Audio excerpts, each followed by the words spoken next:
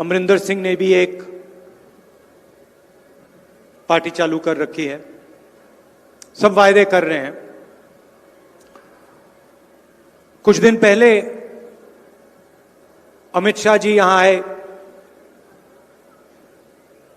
Drugs के बारे में उन्होंने भाषण दिया। कहा कि अगर उनकी सरकार आएगी तो ड्रग्स के खिलाफ लड़ने के लिए एक इंस्टीट्यूट खोलेंगे। खैर, उनकी सरकार तो आने वाली नहीं है, तो उसका कोई मतलब ही नहीं है। मगर मैं आपको एक बात याद दिलाना चाहता हूं। 2013 में मैं पंजाब आया और पंजाब यूनिवर्सिटी में मैंने कहा कि पंजाब के युवाओं के सामने ड्रग्स की समस्या बहुत खतरनाक है। 2013 में पंजाब यूनिवर्सिटी में मैंने ये बात कही। बीजेपी के नेताओं ने मजाक उड़ाया। सुखबीर बादल जी ने कहा कि राहुल गांधी को कोई समझ नहीं है।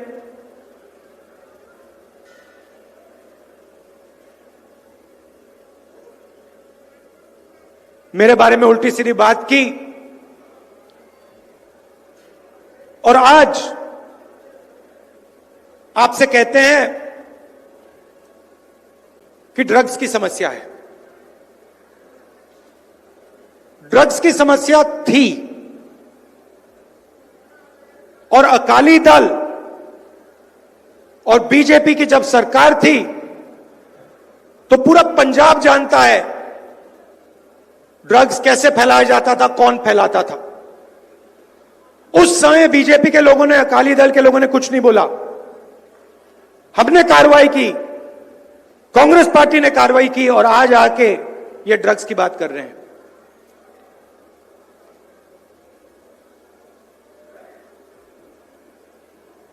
झाड़ू के नेता मजीठिया जी से माफी मांगते हैं। एक तरफ अकाली दल के लोग कहते हैं, बीजेपी के लोग कहते हैं कि ड्रग्स की समस्या, तो पहले आपने क्यों नहीं कही? पहले आप क्या कर रहे थे? 2013 में जब आपकी सरकार थी तो आपने क्यों नहीं बोला?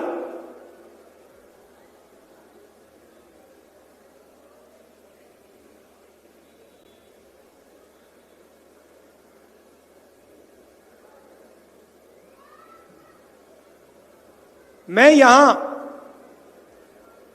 जो मेरे दिल में होता है मैं कह देता हूं। आप मेरे भाषण देख लो। मैं आपको झूठा वायदा नहीं कर सकता।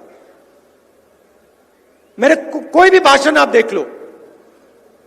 2004 से मैं राजनीति में हूं, एक भाषण दिखा दो झूठा, जहां मैं झूठा वायदा कर रहा हूं। नरेंद्र मोदी जी ने आपसे कहा 2 लाख युवाओं को साल में रोजगार दे दूंगा। मिल गया? मिला? 15 लाख रुपए मिल गए ना। केजरीवाल जी कहते हैं मोहल्ला क्लिनिक खोली हमने दिल्ली में। सच्चाई मैं आपको बताता हूं, मोहल्ला क्लिनिक शीला दीक्षित और कांग्रेस पार्टी ने खोली। और मोहल्ला क्लिनिक की सच्चाई कोरोना के समय सिर्फ दिल्ली ने नहीं, पूरी दुनिया ने देखी है। अगर आपकी मोहल्ला क्लिनिक काम कर रही होती तो लोग सड़क पे बिना ऑक्सीजन, कोई गाड़ी में, कोई जमीन पर मर क्यों रहा था? जब लोगों को वेंटिलेटर की जरूरत थी तो आपकी मोहल्ला क्लिनिक कहां गई? जब ऑक्सीजन की जरूरत थी मोहल्ला क्लिनिक कहां गई? दिल्ली में लाशों के ढेर पड़ गए। शमशान घाट ओवर टाइम रात दिन चल रही थी। और यहां आपसे आगे कहते भैया मोहल्ला क्लिनिक हमने खोल दी। मैंने आपको ड्रग्स की बात कही। कोरोना के समय पार्लियामेंट के सामने मैंने कहा हिंदुस्तान को कोरोना से जबरदस्त नुकसान होने वाला है, लाखों लोग मरेंगे।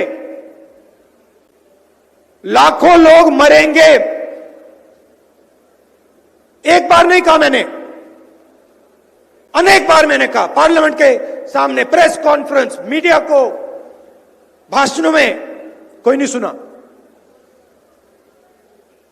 उस समय आम आदमी पार्टी के लोग, बीजेपी के लोग मजाक उड़ा रहे थे। राहुल गांधी लोगों को गुमराह रहा है, डर फैला रहा है। नरेंद्र मोदी जी कहते हैं कोरोना आ रहा है, थाली बजाओ। और पूरी की पूरी मीडिया थाली बजवा रही है। और जब मैं कह रहा हूं कि नुकसान होने वाला है, कह रहे हैं देखो राहुल गांधी को कोई समझ नहीं। नतीजा आपने देख लिया। नोटबंदी के समय मैंने कहा जबरदस्त नुकसान होगा। किसका होगा? छोटे दुकानदारों का होगा, किसानों का होगा, स्मॉल मीडियम बिजनेस वालों का होगा। मैंने कहा नोटबंदी के बाद हिंदुस्तान में रोजगार नहीं पैदा हो पाएगा। फिर बीजेपी के लोगों ने कहा राहुल गांधी को कोई समझ नहीं है। नोटबंदी का नतीजा आपने देखा। आप लाइन में खड़े थे, लाइन में आपने कोई अरबपति को खड़ा देखा? आपके सामने कोई अरबपति खड़ा था लाइन में? ना, क्यों नहीं? क्या उनके पास 500 रुपए, 1000 रुपए के नोट नहीं थे क्या? क्या सिर्फ हिंदुस्तान के गरीब लोगों के पास 500 रुपए, 1000 रुपए का नोट है?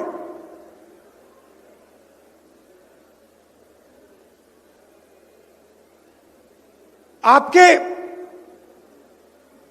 गुरु नानक देव जी थे, उन्होंने क्या बोला?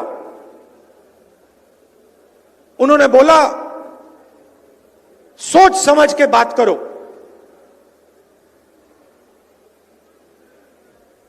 और मुंह से सच्चाई निकलनी चाहिए। सोच समझ के बात करो और सच बोलो। और मैं आज आपको बता रहा हूं, यह बात आप अच्छी तरह सुन लीजिए।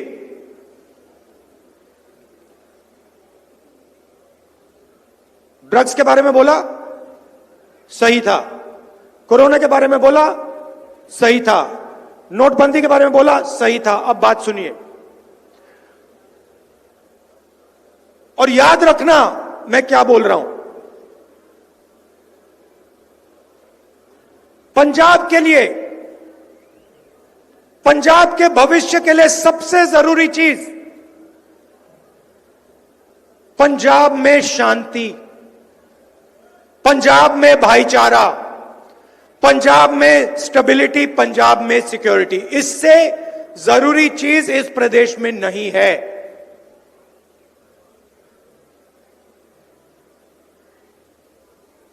यह देश, ये प्रदेश गहराई से इस बात को समझता है। कांग्रेस पार्टी सबको लेकर चलती है। कांग्रेस पार्टी जोड़ना जानती है। हमारे हजारों वर्कर मरे हैं, शहीद हुए हैं, हम इस बात को गहराई से समझते हैं। यह कोई केमिस्ट्री लैब नहीं है कि यहां पे भैया एक्सपेरिमेंट करो। एक बार यहां शांति खत्म हो गई, स्टेबिलिटी चली गई, सिक्योरिटी चली गई, पंजाब बर्बाद।